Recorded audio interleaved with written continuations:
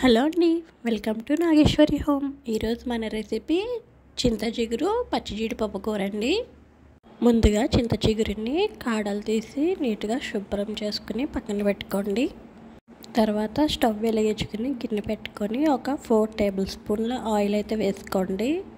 చింత చిగురిని మనం చేత్తో మెదిపిన తర్వాత అది కొంచెం మెత్తగా పౌడర్లా అవుతుందండి. సో అలా కర్రీలో వేసుకుంటే చాలా బాగుంటుంది.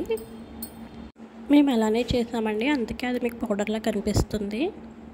ఆయిల్ వేడైన తర్వాత ఒక 4 పచ్చిమిరపకాయలు, ఒక 3 ఉల్లిపాయలు కట్ చేసి వేసుకోండి. ఉల్లిపాయలని పచ్చిమిరపకాయలని బాగా ఫ్రై చేసుకోండి. ఉల్లిపాయలు అనేవి లైట్ బ్రౌన్ కలర్ వచ్చే వరకు ఫ్రై చేసుకోండి. నేను ఆల్రెడీ పచ్చి జీడిపప్పు కర్రీ చేశానండి, ఒకసారి ఆ వీడియో కూడా చెక్ చేయండి. ఆ వీడియో లింక్ అయితే నేను డిస్క్రిప్షన్లో ఇస్తాను. ఉల్లిపాయలు లైట్ బ్రౌన్ కలర్ వచ్చిన తర్వాత ఇందులో మనం అల్లం వెల్లుల్లిపాయ మసాలా అయితే వేసుకుందామండి. అల్లం వెల్లుల్లిపాయ మసాలా పచ్చివాసన పోయే వరకు బాగా ఫ్రై చేసుకోండి. ఈ పచ్చి జీడిపప్పు అనేది చాలా మెత్తగా ఉంటుందండి, త్వరగా ఉడుకుతుంది. ఇది నానబెట్టుకుని వండుకోవాల్సిన అవసరం లేదు. పచ్చి జీడిపప్పుని కోయడం, శుభ్రం చేయడం అవన్నీ నేను ఇంతకుముందు చేసిన వీడియోలో అయితే ఇచ్చానండి, ఒకసారి చెక్ చేయండి. ఉల్లిపాయలు అల్లం వెల్లుల్లిపాయ పేస్ట్ బాగా కలుపుకొని ఒకసారి అయితే మూత పెట్టుకుని బాగా మగ్గించుకోండి.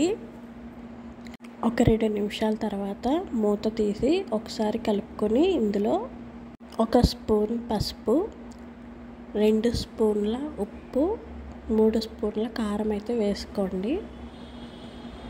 ఒకవేళ మీరు కారం ఎక్కువగా తినేవారైతే మీ టేస్ట్ తగ్గట్టుగా అయితే కారం వేసుకోండి. ఉప్పు మాత్రం చూసుకుని వేసుకోండి, సరిపోకపోతే లాస్ట్లో వేసుకోవచ్చు. ఇప్పుడు గ్రేవీ మొత్తాన్ని ఒకసారి బాగా కలుపుకోండి. బాగా కలుపుకొని అవన్నీ బాగా కలిసేలా కలుపుకోండి. గ్రేవీ మొత్తాన్ని బాగా మగ్గించుకోండి. బాగా కలిసేలా కలుపుకున్న తర్వాత మూత పెట్టుకుని మగ్గించుకోండి.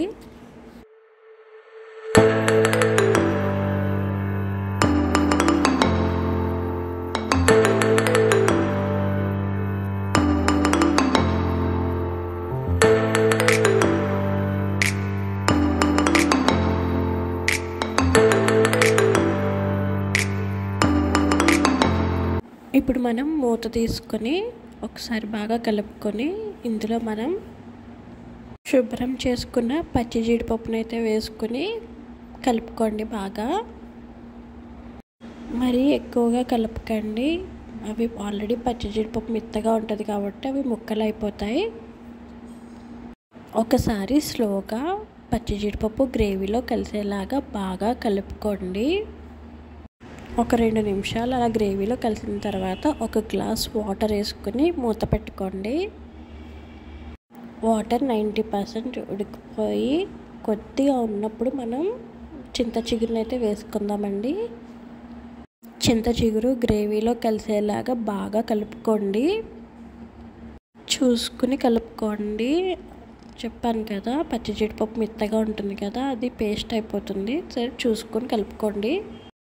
తర్వాత మూత పెట్టుకొని బాగా మగ్గించుకోండి. కర్రీ అయితే దగ్గర పడిందండి.